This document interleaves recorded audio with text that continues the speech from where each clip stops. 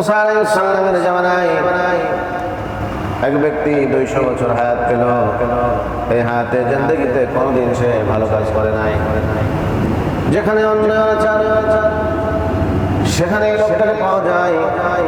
ওই লোকটা যখন মৃত্যুবরণ করলো, এলাকার লোকেরা বলল, লোকটা জীবনে 200 বছর হায়াত পেয়েছে কিন্তু কোনোদিন কোনো ভালো কাজ করে নাই। সুতরাং এমন একটা পাপী বাবাকে আমরা জানাজা করবো না, দাফন কাফন করবো না, ডাস্টবিনে এই লোকটার লাশ নিক্ষেপ করা হবে। আর যখন কুকুর শিয়াল মশা মাছি যখন তাকে ছেড়ে ছেড়ে খাবে, এই শ্রেণীর লোকগুলো তার থেকে শিক্ষা গ্রহণ করে ভালো হয়ে যাবে।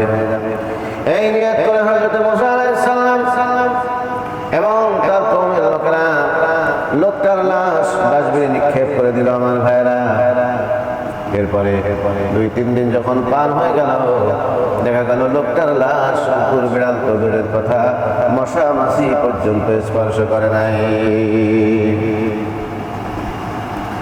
হযরত মুসা আলাইহিস সালামের কাছে খবর চলে গেল। মুসা আলাইহিস সালাম কে বলা হলো, মুসা, যে লোকটার লাশ আমরা ডাস্টবিনে নিক্ষেপ করেছিলাম, ওই লোকটার লাশ মশা মাছি স্পর্শ করে নাই, তার লাশ পচে করে নাই, দুর্গন্ধ শোনা বরং যে ময়লা আবর্জনা স্তূপে ফেলেছিলাম সেই জায়গাটা সুগন্ধি আর সুগন্ধি দিয়ে ভরে গিয়েছে। হযরত মুসা আলাইহিস সালাম তৎক্ষণাৎ চলে গেলেন। দৃশ্য দেখে আল্লাহ রাব্বুল আলামিনকে বললেন, আল্লাহ, এই লোকটা তো ভালো মানুষ ছিল না। আল্লাহ রাব্বুল আলামিন এই লোকটার লাশ কেন মশা মাছি স্পর্শ করে না, কেন এই লোকটার লাশ পচে না, কেন কুকুর বিড়াল স্পর্শ করে না?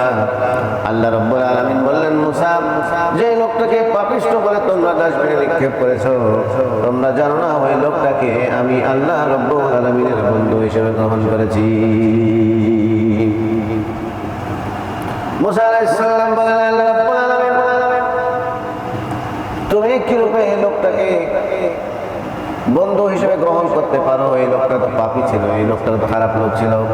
আল্লাহ পাক জানায় দিলেন, মুসারে, এত কথা তুমি বলো না, তার সাথে তোমরা বেয়াদবি করেছো। সুতরাং ওই লোকটার লাশ সম্মানের সাথে তোমরা নিয়ে আসবা, গোসল দিবা, জানাজা করবা, এরপরে দাফন কাফন করবা। এরপরে আমি আল্লাহ রাব্বুল আলামিন তোমাকে জানায় দেব কেন এই লোকটাকে বন্ধু হিসেবে গ্রহণ করেছি। হযরত মুসা আলাইহিস সালাম বললেন, আল্লাহ রাব্বুল আলামিন, তুমি যদি আমাকে না বলো কেন, কি কারণে এই লোকটাকে বন্ধু হিসেবে গ্রহণ করেছো, আমার কওমের লোক যদি প্রশ্ন করে যে তাকে আমরা অপমান করে ডাস্টবিনে নিক্ষেপ করে কেন আবার আমরা সম্মানের সাথে ইজ্জতের সাথে জানাজা করবো, দাফন কাফন করবো, আল্লাহ রাব্বুল আলামিন কেন এই নির্দেশ দিলেন? কেনই বা তিনি তাকে বন্ধু হিসেবে গ্রহণ করলেন? আমাদেরকে না জানানো পর্যন্ত আমরা জানাজা করবো না, দাফন কাফন করবো না।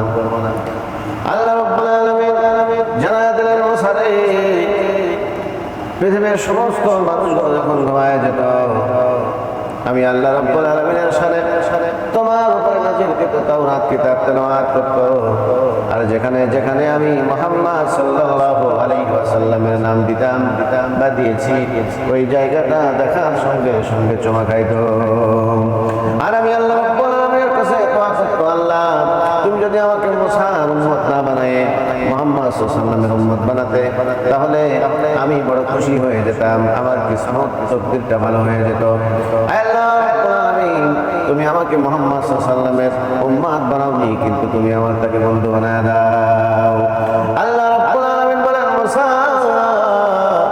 আমার হাবিব, আমার নবী মুহাম্মদকে বন্ধু হিসেবে গ্রহণ করার কারণে আমি আল্লাহ রাব্বুল আলামিন তাকে বন্ধু হিসেবে গ্রহণ করেছি। জোরে জোরে বলেন সুবহানাল্লাহ।